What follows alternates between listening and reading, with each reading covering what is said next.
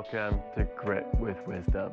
This is the podcast that delves deep into the inner psyche of mountain bikers from all aspects of our sport in order to discover the tools and the tactics that can help us have more fun out on the trails more often. Our aim here is to help you understand what it takes to push our own personal boundaries in the sport we love from a mental and emotional perspective. Today on the podcast, I get to sit down with Ciaran King, who is an elite downhill mountain biker and also a certified high performance coach. Ciaran's journey has been anything but smooth sailing, facing injuries and confidence hurdles along the way. He's turned those challenges into fuel for his fire now, and these days he's dedicated to sharing this hard-earned wisdom with the next generation of mountain bike racers. With a strong focus on promoting positive mental health in mountain biking, Ciaran not only talks the talk, but also provides actionable tools and advice to help you reach your peak performance on the bike. So I'm super excited to dig into Ciaran's story today and to flesh out some of the practical tools that we can all use to help our mindset in our riding. Ciaran, with no further ado, welcome to the podcast. Awesome, glad to be here. Sick intro, liked it. Did I miss anything there? Anything you'd like to add? It was all good. Liked it. Fantastic, mate. Well, as people can probably see, we've just been out for some super fun muddy laps at Skyline Bike Park here in Queenstown. Yeah, sick. Thanks for showing me how you do it, man. It's certainly a good time following you there, getting a little wild. Yeah, fun. Awesome. Well, I think a good place to start here would be perhaps to ask you if you could just tell us a little bit about who you are and when bikes first came into your life. Yeah, cool. So, like Jake said, my name's Ciaran King, and I got into mountain biking when I was 8 years old. Purely because for some reason I didn't want to ride a bike when I was younger, but my brothers used to race BMX, so it was in the family. I loved the thought of BMX. I never would actually ride it, but one day decided, screw it, I'm going to ride my bike. So I learned to ride a bike, and then shortly after we went on holiday to the New Forest in England, and we were basically just cycling around campsites, going on little walking paths, coastal paths, which is basically mountain biking, and absolutely loved it. Me and my brothers just thought it was awesome. And on the way home, my brother Steph, who actually lives in Pemberton, he bought a mountain bike magazine, and on the way home we were just obsessing over it. Thought it was so cool, and then we decided to go mountain biking to a local spot called Cannock Chase, and which is kind of like a cross-country centre. And yeah, I just found it so good. I was on a really bad bike. We're all on really bad bikes, but we just absolutely loved it, and that's kind of how it all started. That's how we got into mountain biking, and then it just progressed from there onwards. Looking at magazines, getting interested by downhill, and then slowly wanted to do more and more of that kind of stuff. And I think I was about 12. I think for some reason my mum decided to let me book a holiday, so I decided let's go to Leger. So I booked a holiday, and that's when we got into downhill, and it was just the coolest holiday ever. Riding Leger Bike Park, going up chairlifts, just all downhill. I hired a Common Cell 24-inch Supreme, which was like the coolest bike ever, and just from there onwards it was sick. Wow, man, that's such a cool backstory. And Yeah. what a rad mum letting you pick the holiday. Yeah, I know. I don't know what she was thinking. It sounds like a bit of a pivotal moment in your journey that maybe wouldn't have happened if she didn't let you choose a downhill mountain biking holiday. Yeah, probably not. Definitely be mountain biking still. It might just slowed up the whole process though. Yeah, totally. And accelerated speaking it. of that process, did you find you were kind of picking up things pretty fast? No, definitely. I was never naturally very good. Like some kids are amazing straight away. So yeah, we rode cross country for ages and didn't get a small amount downhill, and found it pretty challenging, but didn't really know any better. Just followed my brothers, and I was slower than my brothers, but they were older than me, so it's kind of normal. Yeah. And that time was just having fun.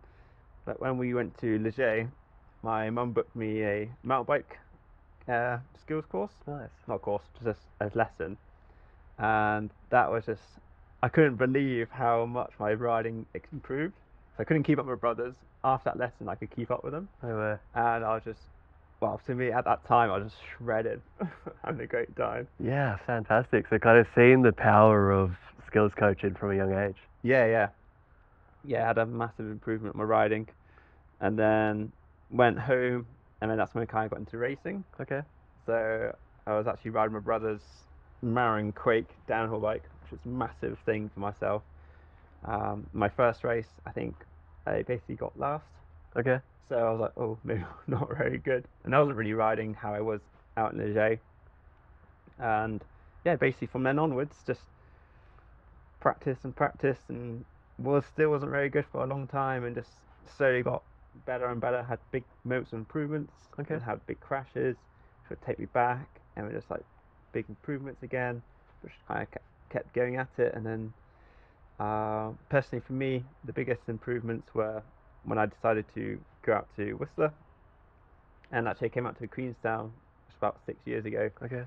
and just that bike time and thinking about my riding and thinking about how to get better really helped. Quite insightful for like a young guy to like come out and have that approach as well. You must have been what, like 18 or early 20s? Yeah. Well, I've always loved sport and I've always liked getting better at it, and that's the part. Just working Fantastic. out, okay, how can I get better at racing and riding my bike? Yeah. And I find that so fun. Sticking at it. Awesome.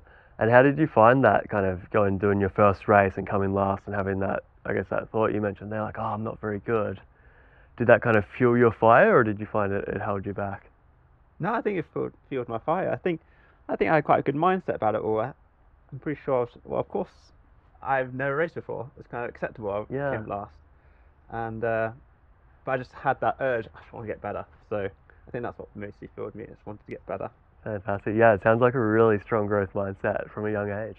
Yeah, I guess so. That's awesome. And I guess that kind of leads into what you're so passionate about and what you're doing for work these days. Mm-hmm. I'd love to dive straight into that. We might talk a little bit more about your racing and your backstory in a second. But why don't we start? Tell us about Peak and High Performance and what you're doing there. Yeah, so Peak and High Performance is my coaching company. So the reason that I started Peak and High Performance was because I personally was struggling with my mindset and my mental game for riding and racing. And about 5 years ago, I knew it was a big problem of mine, so I decided, okay, let's get some help. And I found a high performance coach. He was also a hypnotherapist. Cool. And I had 2 sessions with him, and it just blew me away. I couldn't believe how much of an effect it had on my mental well-being, my mindset, day-to-day life, but also my racing and riding. And my first race after those sessions, it was a bit of a disaster because the weather made practice real short. I trapped my thumb in a door for my race run. But what I did was my mental preparation beforehand and the work we had done in the sessions. So when I got to that race run, I'd never felt so good for a race run. Wow. And that, honestly, that moment I was like, this is actually awesome. This is the best I've ever felt for a race run. I'm actually excited to go race and ride my bike. And ended up having pretty good result at that time.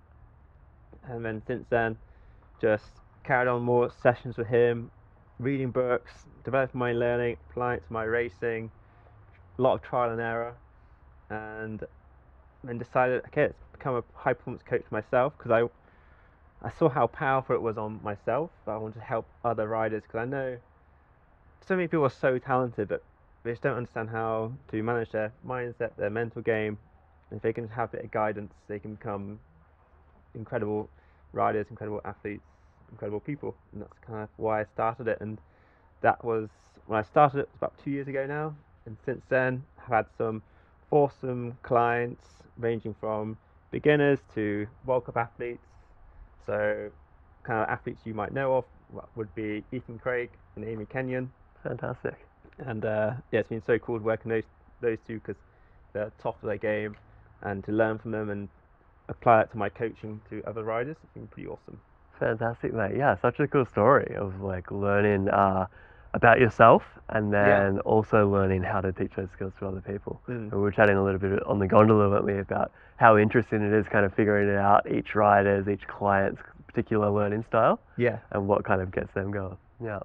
Awesome. So kind of dialing the clock back when you were first kind of having these mental struggles and thinking about, hey, I'd love to find someone who can help me. What were some of the specific things that you were finding most challenging? With my racing, I just get so nervous. I would get to a race run, I'd be feeling sick, tired, and just not really up for it. I wanted to race, but it was definitely a struggle, and I'd never perform very well. I'd ride a lot better in practice or at home, but when it comes to that race, I'd never either deliver my performance or just crash. And obviously, I put a lot of time into it, so I knew it was a big weakness of mine, so I wanted to improve that. But then also just confidence. I just wouldn't push myself enough. I wouldn't ride hard enough stuff. I didn't have that self-belief, and obviously that kind of affected my day-to-day life as well. So that was what I found so cool about high performance coaching, is that it really benefited my riding, but also I was the most energized, confident, happy person I've ever been since then, and that was like pretty damn cool. Fantastic. And what were some of the first kind of light bulb moments when you went into your first sessions with the high performance coach? Yeah, so probably light bulb moments where I can control my mind, my thoughts, my beliefs, that I'm actually in control of my mind, because I think a lot of people just find they wake up unhappy, they're unhappy. But it's actually, you can generate the mindset, the thoughts, the beliefs you actually want. And then what was the other one, which was, well, this is a really good teaching point for a lot of riders, is that my nerves are actually excitement, and to actually use your nerves to help benefit you for your racing and your riding. So, when you get those feelings of nerves, what's actually happening is your nervous system's getting ready to do something cool. And it's just our mindset thinking, oh my God, these are nerves. And you start to fight them, and that's why you feel really lethargic. But if you go, oh, my body's getting ready to do something cool, because you know you're about to go for a race or about to do a big jump. So you go, okay, it's getting ready to do something cool. You can use it and start turning it into excitement. And all of a sudden, if you start applying this to your racing and your riding, you'll notice at that start gate, you're like absolutely buzzing. You're like, my body's getting ready to do something cool. I am ready to go. This is awesome. And you'll feel you're energized, you're buzzed, you're focused. And that was a massive turning point with my racing, because all of a sudden I was at that start gate and I was like, this is sick. Yeah. My body's ready to do something cool. I've practiced all weekend. This isn't something to be nervous about, it's something to be excited about. Fantastic. Yeah, so changing the meaning behind that feeling. Yeah.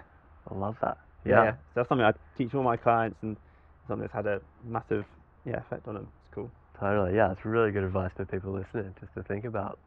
And I'm curious, like, what does hypnotherapy look like when you're seeing a high performance coach specifically for mountain biking? I know there's a lot of like stigma and perhaps ideas of what hypnotherapy looks like. Yeah. So it was really cool. Yeah. So that was another thing he did with me. So he taught me about meditation and how to the benefits of meditation that it will have on my mind, but also day-to-day life, but also my racing. And so he did some hypnotherapy with me. So he kind of took me through a meditative state, basically like 5 minutes of meditation, and then 5 minutes of kind of visualization. So we discovered a word that really resonates with me of how I want to be on the bike, like a real feeling I have. So for me, that is, I'm flying. When I say I'm flying, I know what that feels like. It's something I always want to have when I go racing. So in the visualization, we're kind of talking about that feeling. I'm imagining it, I'm feeling it, and then that just slowly trains your subconscious. That's like what you want. So when I do go racing, okay, I'm flying. I just know what that feels like, but the feelings I want, how it looks, how it feels, and that's why that first race I had after, I was like, I'm ready. That's such a cool backstory there. And I'm curious, do you feel like if you had have just tried like that same thing on the trail, it would have had the same effect? Because obviously you were off the trail when you were doing this work, right?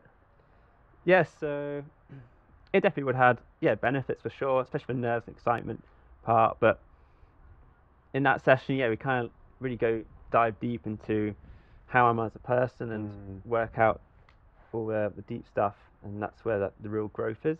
Yeah, you do a lot of work off the bike that has some really significant results on the bike. Yeah. So maybe, it'd be cool to talk about for the listeners here, like, what does this high performance mean for you, and what are some of the main pillars or main areas? Mm-hmm. Yeah, so high performance to me means about performing to your best ability, and but in all areas of your life. So as you can see, a lot high performers. The reason they're high performers is because they are achieving in all areas of your life. You get these high achievers who might be really good at a job, but they're not achieving in their home life or their health or their family life, and it's just not sustainable. But high performers have managed to learn how to perform highly in all areas, which leads to longevity, happiness, better performance. So that's kind of what I teach. I kind of look at it like your racing as a holistic point of view, look at all areas, and we kind of break that down into 6 sessions. So the first session is on focal points. So we would discover where you're focused, what you're focused on, and what goals you're striving for, and then it kind of goes into what kind of level of control you have over the things in your life about and what skills you have. And then we look into your habits, so the habits that are serving you, the ones that aren't, because there's a lot of people have bad habits which are really having a negative effect on their day-to-day life, their racing and riding. So we work out habits that can actually really help you elevate your performance and happiness. While you're there, what are some common bad habits you'll see with athletes coming in? Probably big bad habits just people probably not very aware of is like just negative self-talk. People are so harsh on themselves. Yeah. And even myself, I know I'm harsh on myself, and I'm very aware of positive self-talk, and it comes up every now and again. And people may put themselves down so much, and you really should be your best friend. You should be your biggest cheerleader, because if you go riding with a friend and you do something cool and they're like, mate, that was sick, your confidence boosts, and you're like, okay, it's cool. But usually when you do something cool, you usually criticize it, or you don't really acknowledge it. So you've done this really cool thing, and because you haven't acknowledged it, it hasn't really happened. You haven't really progressed from it. So by having the new habit of positive self-talk can really, really help with your mindset and riding. Yeah, awesome. That's a great example. So we're at habits. Oh yeah, sorry. I cut in there. Yeah. Session 1, and then session 2 we look at clarity. So clarity is probably one of the most important sessions, because that really looks at who you are as a person and what's important to you and who you want to be as a person. And that's kind of like the foundation, because if you don't know who you want to be or where you want to go or who you need to be your best self, you're just going to be kind of going around the world and not really being that person. So we help you discover your clarity words, which are kind of 3 words that define your best self, and they will really help guide you to being the person you want to be.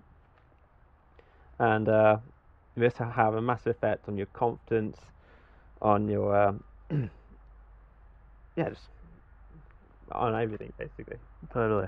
Yeah, if you don't have that kind of direction or that endpoint where you'd like to head, often we'll just kind of wander around and then wonder why we don't get anywhere. 100%. And a really good example is New Year's.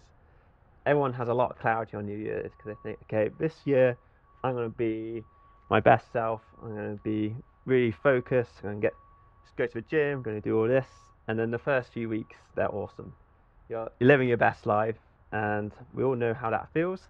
And the problem is that they stop seeking clarity, they stop thinking about what goals they want to do, how they want to be, and it kind of all just falls apart. They go back to those bad habits and not being their best self. So seeking clarity is an actual skill, it's a habit that you can develop and do every day. And that's something really help. And translating that to riding, is that like setting an objective before we go out for a ride, or having a different focus each lap? Yeah, for sure. So I call it like setting your intention. Fantastic. So like before you go riding, I would really encourage you to just think, okay, what's my intention today? Like, how do I want to feel riding my bike? And also, what do I want to achieve? Once you work that out, okay, so how am I going to do it? You're giving yourself that clarity, you have that goal, you have that focus. So when you go riding, like, you won't be riding around aimlessly, you've got this focus. And some people, it sounds quite serious, but it's only serious if you make it serious. So setting intention can be also about having fun. So today's ride, our attention could be, okay, let's just have fun. I don't care about going fast. I don't care about good technique. I just want to have fun. When you set that intention, you will go ride your bike with this mindset of, okay, I have fun. So you'll be doing whips and jumps, doing cool lines, be laughing, and you won't be getting caught up in that little stuff and affecting your ride. Totally. Yeah, and I find, we were chatting about this at the cafe before, the importance of intention. I find for me, if I've got a focus and I've got something I'm thinking of, even if it is as simple as be playful, have fun, that's what's going over and over in my mind as I'm riding, and I'm far less likely to get distracted by thoughts of slippery routes or fear or self-doubt and things like this. Yeah, awesome. Yeah, so like being playful on a bike, that's kind of like something which really helps you ride your best. So it kind of brings you back to that process. And like you said, that stops you from thinking about the routes, which is like takes your focus away from your riding, doesn't it? So you end up thinking about that outcome. But if you have that intention, okay, I'm going to be playful on a bike, that's something that really brings you to that present moment and really helps you to ride your best. And just by setting that intention will have a massive effect on your riding. Yeah, fantastic. And you mentioned some clarity words there. Yeah. How do you go about finding those for each individual rider? Oh, all right. Well, we'll do the. I might skip it around here. If you're going to talk about it later, that's fine. No, we can do. I wasn't too sure how to do it, but we'll go for it. Okay, cool. So we're going to do. We'll discover your clarity words. So clarity words are 3 words that define your best self when riding your bike. And to do this, we're going to do a little bit of visualization, a bit of breath work, and it's going to really help you discover those clarity words. Sound Fantastic. Good? Yeah, man, I'm excited. Awesome. Okay, so if you're listening and you can, close your eyes. If you can't, if you're driving, just keep them open, but you can still do the exercise. So yeah, if you just close your eyes now, and now you've removed your visual stimulus off me, I want you to go internally into your mind and just really observe those thoughts and understand that you can react to those thoughts or you can be the silent observer. Really calm your mind, and now I want you to direct your focus to your breath. So I want you to take a deep breath into your nose and a deep breath out.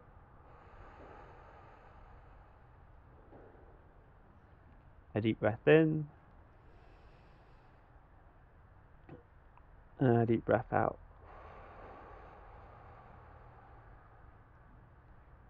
A deep breath in and a deep breath out. And now I want you to take your mind back to a time you were riding your best. The best you ever felt on your bike.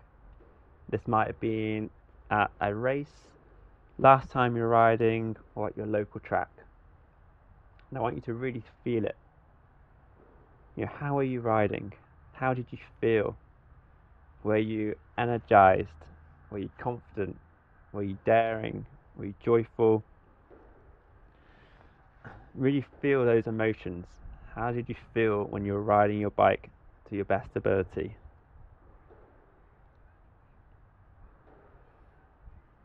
And when you got that, when you can feel those emotions, I want you to discover your 3 clarity words and pick 3 words that define your best self. What 3 words come to mind? Yeah, interesting. I've done similar things before, but had different words. So that's really interesting for me. Today, what's popping up, I'm thinking back to a ride, an awesome ride I had here at Skyline last week. Yeah. Riding some new trails that really pushed me, with some new people who were really pushing me as well. But in that moment, thinking back to that, I was feeling relaxed yet strong.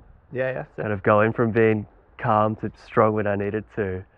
And also quite certain, just like really believing in myself and not feeling any of that self-doubt that I sometimes feel. So they'd be the 3: certain, relaxed, and strong. Certain, relaxed, and strong. Yeah. Awesome. So those are 3 words that define your best self when you go riding. So now, go back to that setting intention. When you go riding, before you run, you go, okay, I want to be certain, strong, and relaxed. That is my goal in this run. Because if I am those 3 things, I know I'm going to ride my bike my best. And then this like simplifies your riding massively, and it also gives you a lot of control and confidence because you know you can be those things, and this massively helps when you're racing or maybe doing a really hard feature because it just brings you back to that present moment. Okay, for me to win this race or do my best, all I gotta do is be relaxed, certain, and strong. Sick. Yeah. Like, how empowering is that? Because you know, if you are those three things, you can be your best self. You're gonna ride your bike as fast as you can. Yeah, it's a fantastic process to go through, and I love the simplicity of it. Mm. You're not telling me to think about 10 different things or No. stop midway through the run and do some breath work or anything like that. You, 3 words. Yeah, That's and all I need to do. they're so easy to remember. So if you're riding in like actual in the zone riding and you're not riding very well, you can be like, okay, be relaxed. You know, just relax, or okay, strong position, or you can be okay, let's be certain. Or if you are riding and you've done a run not riding good, you can see that clarity. Okay, so how can I be my best self? How can I be my clarity words? Okay, yeah, I am not relaxed. I'm getting stressed out. I'm being negative. Okay, how can I be more relaxed? Okay, do a bit of breath work. Just calm my nervous system. And yeah, it's now a riding intention to be relaxed when I'm riding. Or it could be, oh, I'm not being strong. I'm not riding that strong position. I'm not being strong mentally. Don't have that confidence. Okay, let's generate those feelings and start being strong on the bike. Yeah, fantastic. Yeah. That's really cool. I can't wait to use those words next time I'm riding. Yeah, awesome. And yeah, listeners, honestly, use them. They're so useful. One of my World Cup riders is literally all he's thinking about before his race run, and since he's been doing that, he gets some good results. So It's so cool to hear to have that. I guess that proof there as well, like the proof's in the results. yeah, With racing. yeah. So like, I guess that's what's really cool about my coaching is that I honestly apply everything I teach to clients to my own racing, and like since I've been doing coaching myself, my results have just gotten way better. I was an average senior rider, and I turned that into becoming an elite rider, winning races, and I'm not at the top of an elite rider, but you know I'm slowly getting there, working on it, and I've had some hard times, but you know, luckily all the work I'm doing is getting better and better. And yeah, now having athletes who I work with to see them apply everything I'm coaching them and seeing it work, it's pretty awesome. Mate, that's fantastic. And I think we got up to session 3 there, didn't we, with the certainty? What are the other couple of sessions? Oh yeah. So session 3 is energy. So we look at how energized you feel, what your energy levels, because to be a high performer takes a lot of energy. Like if you want to go achieve your goals or you want to be just your best self, that takes a lot of energy. So it's understanding that you know your energy, that you can generate the energy you want. You know, it's like a power plant. You don't just have energy, you generate it. And to have that understanding is like, okay, I'm feeling a bit down today, not very energized. A lot of people go, okay, I'm just not having a good day.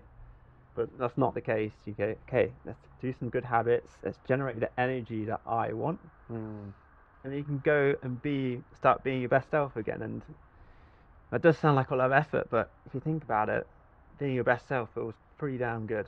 So it's definitely worth it. But we also look into, the things that are taking energy away from you, negative emotions, because obviously that has a big effect on your energy levels. But also having positive emotions, because that lifts us up loads. So that's kind of session 3. And then session 4 is looking at courage, so how to be your most courageous self, to have that self-belief in yourself, to go ride scary stuff, to sit on that start line and believe that you can go and do it. So we look at that and understanding that courage, it's a skill. You can demonstrate courage, you can build up being more courageous. And so that's session 4. Awesome. Session 5 is mindset. So it really looks into your thoughts, your beliefs, the ones that are pushing you forward, the ones that are holding you back. And this is a really important session because we tell ourselves stories all the time that really hold us back, and a lot of the time they're not even true. They're just these stories we've made up and these negative beliefs. So it's about acknowledging them and changing them to beliefs that actually are helpful to you. So that's session 5, and then session 6 is performance. So we look at how to basically look at all the sessions as one and apply everything we've talked about, all the things you discovered, to applying it to your racing, to your riding, to your day-to-day life, so you can perform consistently and be your best self. It sounds like a great curriculum that you've fleshed out there. Yeah, that's awesome. And pretty cool. I know we're chatting a little bit about this on the gondola, but there's perhaps not a lot of resources already out there for high performance in mountain biking specifically.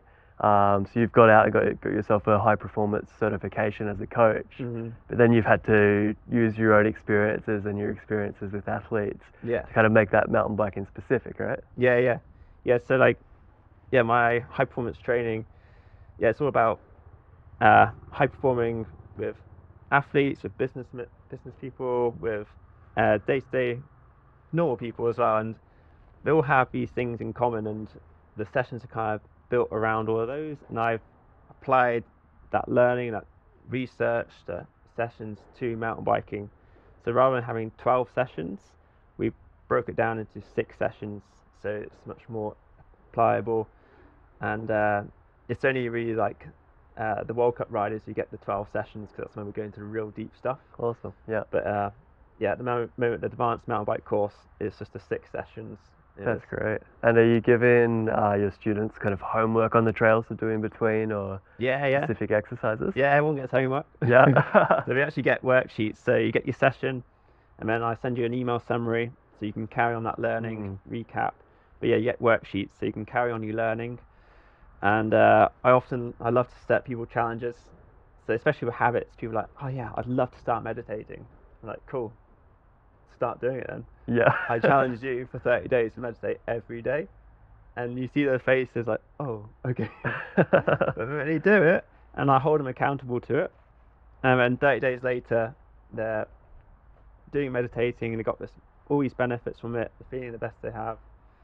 And yeah, it's pretty cool. Mate, that's awesome. Yeah, I bet having that accountability is just so helpful, because we've all got goals that we say we'd like to do, but actually getting them done and sticking to it is a whole nother thing, isn't it? Yeah. And I really want to, with my clients, I really want to help them. So, when I have a session, I really go into it. So I know exactly what your goals are, I know what your clarity words are.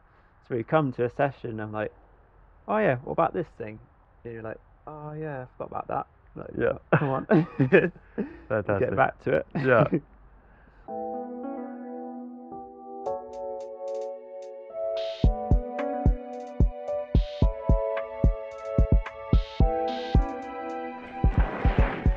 Hello everyone, and thanks for listening. If you're enjoying the podcast, don't forget to give it a like, give it a subscribe.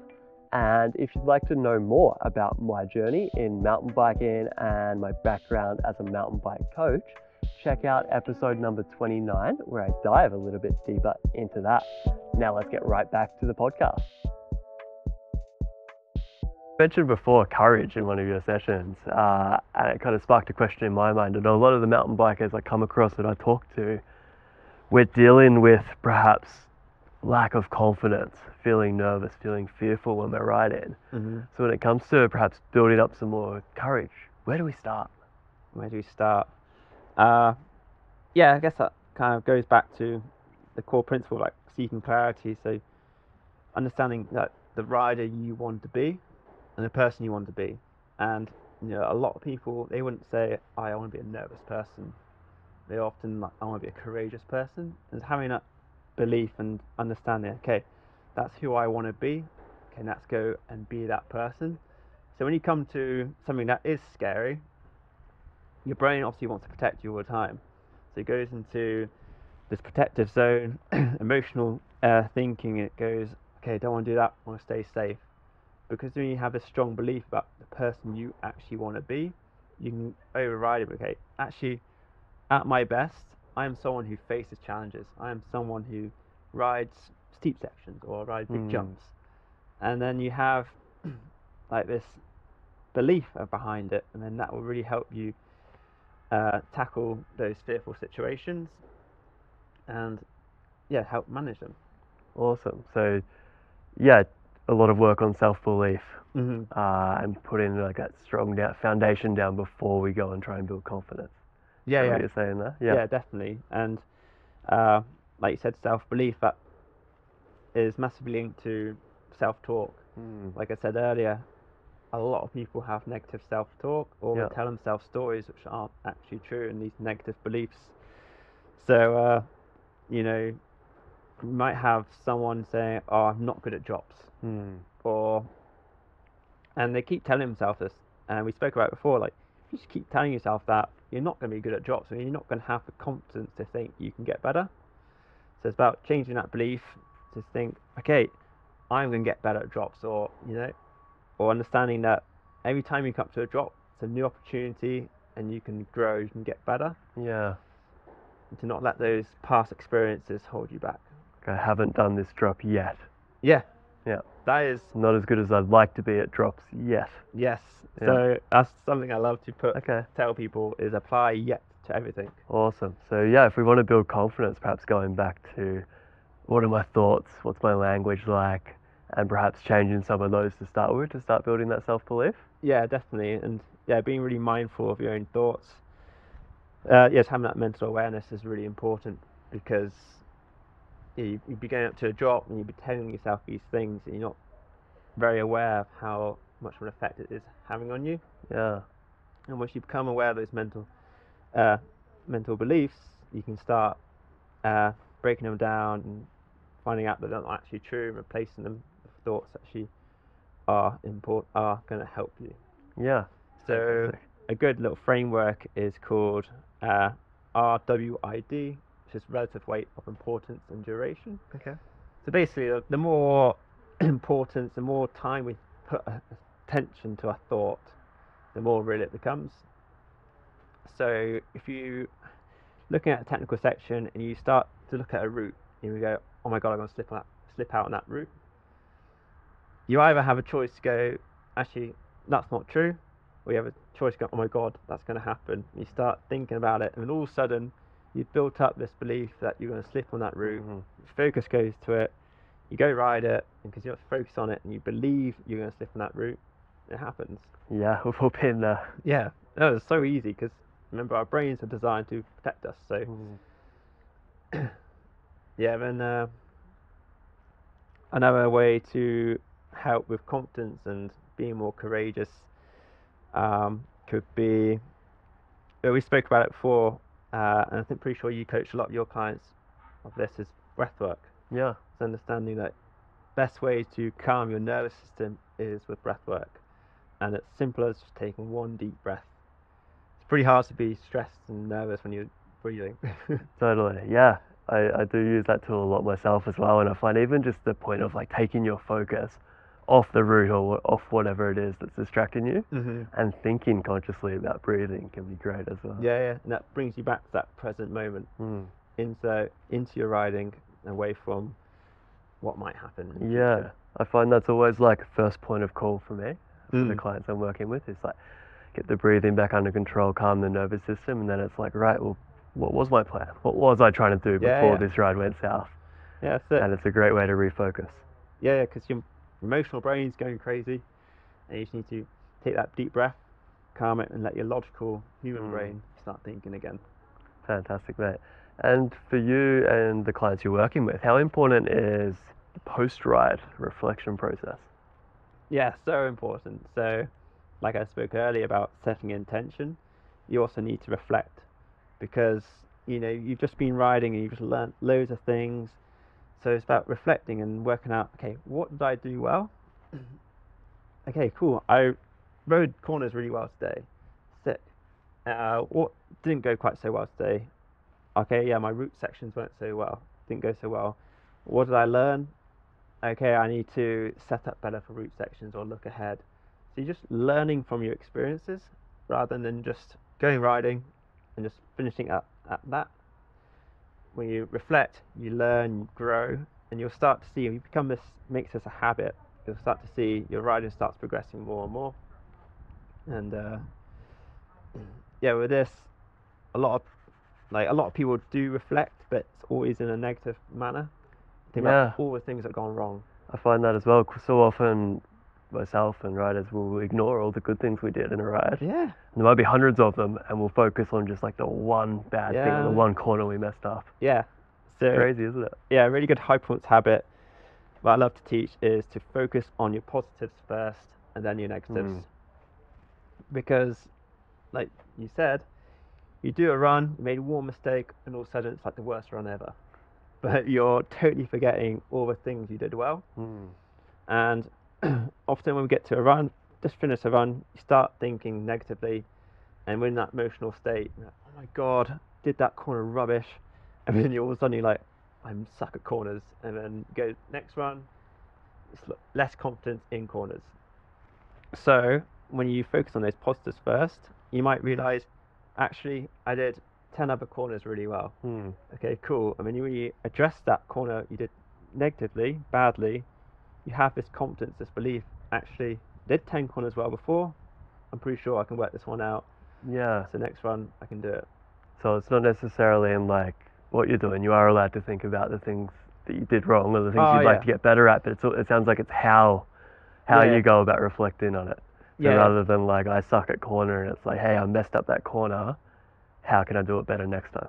Yeah. So the reason I go positives first, because it makes it a bit less emotional, you can think about it a bit more logically, and it puts you in a better mindset as well. So you focus on the good things you've done well, puts you in a bit more confidence, a bit more reassured, and then you can address those negatives, and you can, rather than react to them emotionally and not very well, you can apply that growth mindset, like, okay, cool, I'm not good at that corner, how can I get better?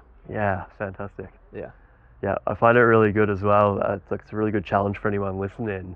Next time you're reflecting on a ride, try and think of 3 things that went well first, before you allow yourself to think of whatever might not have gone as well. No, honestly, that's such a good challenge. It is hard. Like, it almost breaks the habit of automatically going to like, I messed up that drop, I messed up that corner. Yeah, like, and instead you do the habit of like, well, these 3 things were pretty good. Yeah, for sure. I'll get better at this. Yeah, so apply that to your riding and apply it to your day-to-day life. You know, if you get home from work and your partner, friend or family member goes, how was work? Usually you go, it was rubbish, this happened. I encourage you to go, yeah, I had a really good chat with my boss today, or sold this thing today. Do those first, and then we still got to get those negatives off our mind. So you express them, but start focusing on those positives first, and you'll start to see your mindset starts improving because you start seeing things in more of a positive outlook. And yeah, I love that, mate. Really, really cool stuff. It's so cool just seeing all the interconnections between like life outside of biking, but also it's exciting when we start thinking about how that can improve our performance on the bike. Yeah, it's awesome. Yeah. You've got lots of racing experience here, had some really good races, had some perhaps races that didn't go as well as planned.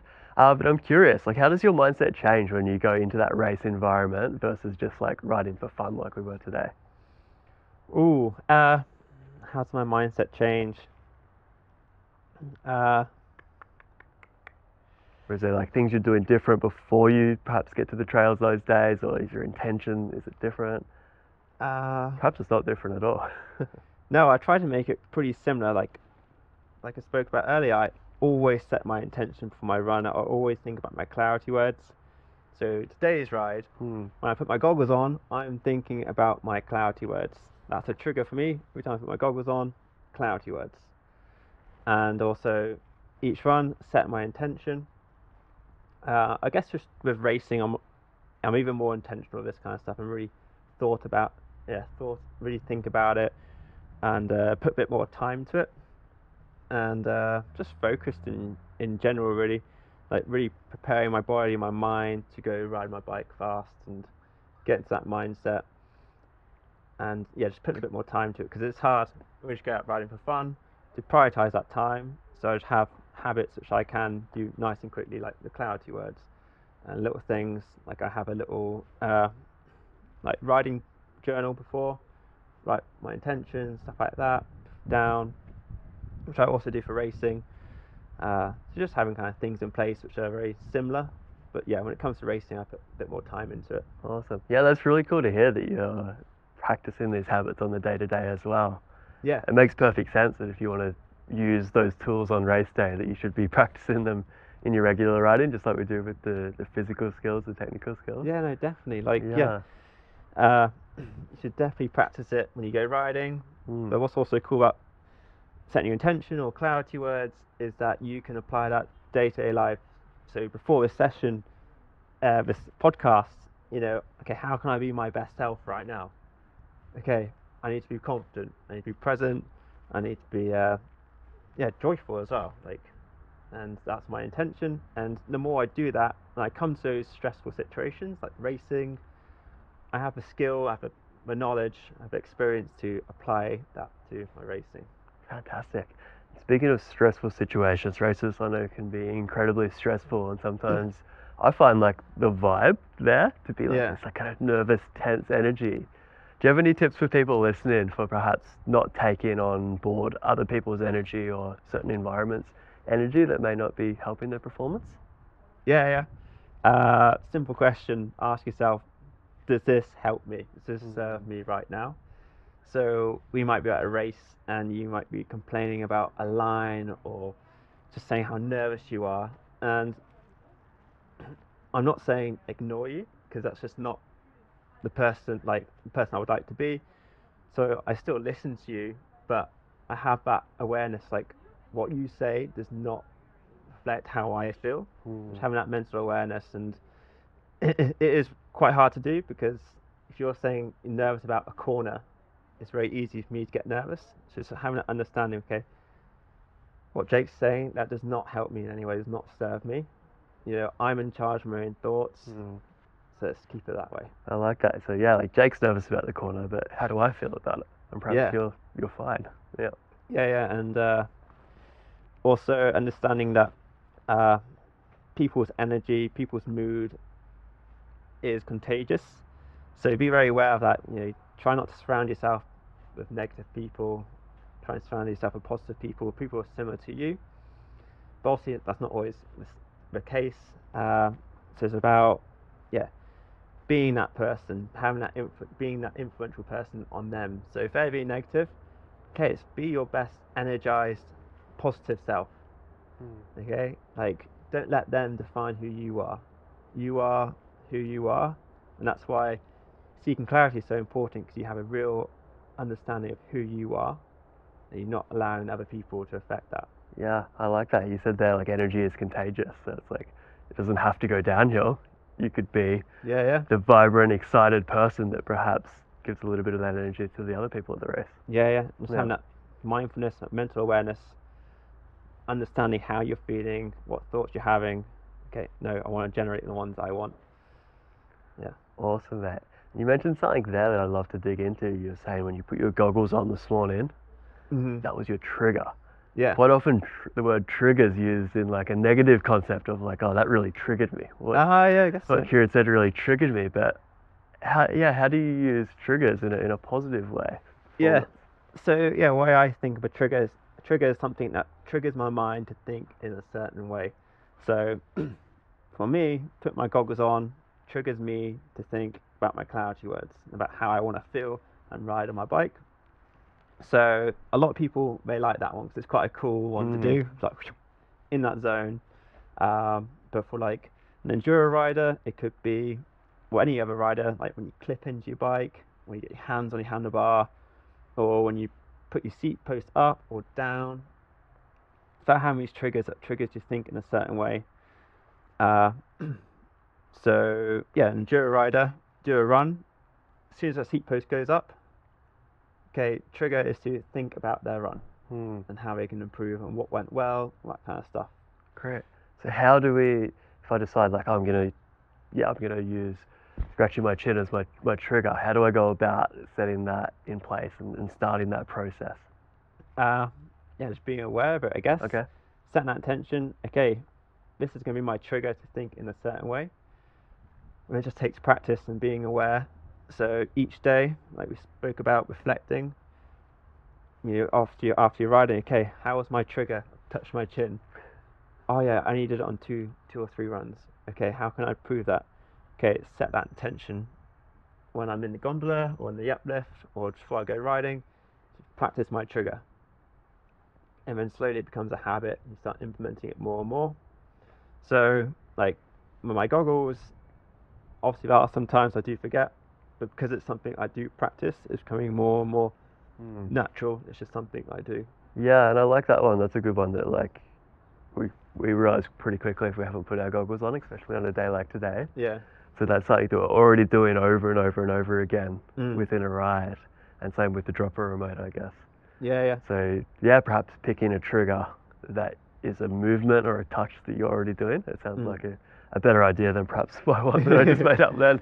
Yeah. Yeah, but it's just something that you will always do because it helps you focus on that process. So when things are chaotic, say at a race, where all of a sudden it's been moved forward or something, you can cause you to react negatively and all of a sudden go into a bit of a bad mindset.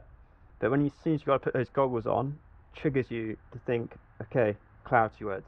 How do I want to be? You're like, oh yeah, it's a reset. Be the person I want to be. And yeah, I always like to use this because it just helps with everyone's day-to-day life. Is when you get home tonight or tomorrow or whatever, when you go into that house, your front door is a trigger to think of yourself as like, okay, how do I want to be as a partner, as a friend, family member in my next situation with them? So you see that trigger, okay, how do I want to be? You might be, okay, I want to be really joyful, I want to be loving, I want to be really present. And you go into that household being those things, and you'll have a way better connection with your friend, your family, partner. And it's about, once again, being intentional. Yeah, I like that. So practicing that the skill of intention off the bike in little areas of our life, so that when we go and ride our bike or we turn up on race day, we're better at that. Yeah. Another one, gym door. Attention, how do I want to train today? Oh yeah, I want to be focused. I want to train hard. I want to put a lot of effort in. Cool. Let's go do those things. Yeah, I guess like anything, it's not necessarily about what we do, it's like how we do it. Yeah. Fantastic. Hey, look, I wanted to talk really quickly here about crashes, and we're not going to dwell too much on the subject. We'll keep it positive. But I know you've got significant experience with perhaps having some bad crashes, dealing with concussions, stuff like this. Have you got any tips for people who perhaps have had a bit of a setback in their riding and they are struggling to get back on the horse? Yeah, so I've had quite a few bad concussions, which sucks. But yeah, luckily it's given me a lot of opportunity to learn and grow in that area. And I think the biggest thing is to accept where you are. You've had this big crash, and you always want to compare to how you used to be, and this often puts you in a bit of a negative mindset because you're like, oh my god, I'm so unfit now, or I'm so slow, and it's just like a struggle, and it's quite a negative experience, and you have to beat yourself up, which can help affect your mental health and progress. So it's about, think about it logically. Okay, I've had this big crash, of course I'm not going to be as fast. That's where I want to go. But let's look at where I am right now. Okay, I can ride this speed at the moment. Okay, cool. Anything above that is progress. Okay, let's just start focusing on progress, not about exactly where I want to go. It's great to have that as a focus because that kind of motivates you, but to really focus on that process, and to every time you improve, that's awesome. It doesn't matter if you just improved a tiny bit. Any little wins, celebrate them. Yeah, mate, that's great advice. I know so often, we'll have a crash, we'll want to just instantly be back where we were before that crash, performing that, being that fast, being that confident. But I think, it's one of the easiest things to say, but hardest things to do as a rider is just accept that, like, I'm not there right now. I'm here. But once we do accept that we're here, we can start building up again, just like you're saying. Yeah, exactly. You're not fighting it as much. Yeah, fantastic. Mate, thank you. This has been such a great conversation. Awesome. And it's so cool kind of, hearing some of the subtleties of what you're teaching and what you've learned and comparing them to what I've been learning myself. I know we've talked about all kinds of different things, but if you could give listeners just like one thing to go away and focus on, perhaps on their next ride, what would it be? Next ride? Yeah, I guess setting that intention. It makes your riding so much more intentional. So it could be, okay, this ride, I want to feel confident. Okay, be confident, or might be, okay, I want to work on my braking. That is your intention, to work on your braking. Or, okay, I just want to have fun. Go and have fun. Do things that bring you happiness. Have fun. So setting that intention, and then also reflecting on your wins, what went well, but then also what went wrong, but applying that growth mindset and learning from it and growing from it. And you'll just start to see your riding, it just, you get a little bit better, and because you've reflected and learned, you get to that next level, and all of a sudden, okay, you can go to the next one. But when you don't acknowledge it, celebrate it, it's more of a gentle progression. Yeah, we don't notice the wins as much, do we? Yeah, and it feels good. Like, Totally. how nice does it feel? Like, oh, I rode sick today. Like, acknowledging that makes yourself proud, makes you happier, and then it brings that confidence. The next time you go riding, last time I rode real well. Okay, cool. Let's see if I can do it better today. Yeah, it's great advice, and so simple, so actionable. So everyone listening, you know what to do. Yeah. Fantastic, man. Before we wrap up here, is there any industry partners that you wanted to mention? Yes, so also I get the support for my racing, which is awesome, and the main sponsor I have is Works UK, which is, they have the Works Hydro Shot, and they which is a battery powered jet wash, which is honestly awesome. Every time I finish riding my bike, get out my van, wash my bike, it's done in a few minutes. It's real light, portable, doesn't use much water. Yeah, it's like, honestly, like a go-to thing to get.